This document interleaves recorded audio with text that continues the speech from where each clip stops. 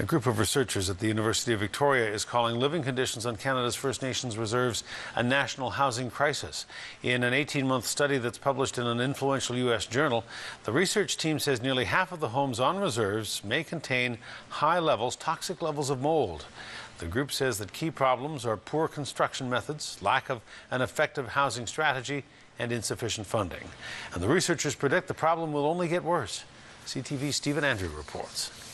How many people are in here? Six. These horrendous living conditions, unfinished buildings and overcrowding in Attawapiskat shocked the country. This is all mold up here, by the way. It forced angry Canadians from coast to coast to demand answers as to how First Nations people in the Northern Ontario Reserve could be forced to live in such squalor. People are starting to realize that this is just unacceptable. But the situation in Attawapiskat didn't shock this medical anthropologist. He has been angry about First Nations living conditions since he first stepped onto a reserve more than 35 years ago. I think the primary reason is paternalistic, inadequate funding and policy. Dr. Peter Stephenson says the federal government has allowed the problem to become so bad, a national housing crisis now exists with nearly half of reserve homes containing high levels of mold, a leading cause of respiratory illness. So little kids and others wind up with asthma.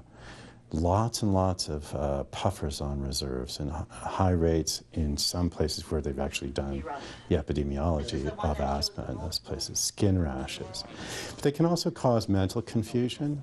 They can mimic learning disorders, for example, because mold releases mycotoxins. The University of Victoria professor, along with other researchers, have just published an 18-month study of First Nations housing in the Journal of Environmental Health. The team believes that part of the solution is creating homes that suit life on the reserves. If you make the construction project something that employs mostly outside people with imported material on which mold readily grows, which isn't big enough to support the extended families that live in them, all those people are going to breathe CO2 into moist environments which the fans can't handle, and mold's going to grow.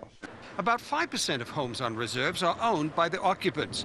To promote better care and maintenance, the team recommends Ottawa and Band councils allow more people to purchase their home. But the researchers see little hope for the future. With high unemployment and a rapidly growing population, they believe the only real solution is significant participation from the federal government. Stephen Andrew, CTV News, Victoria.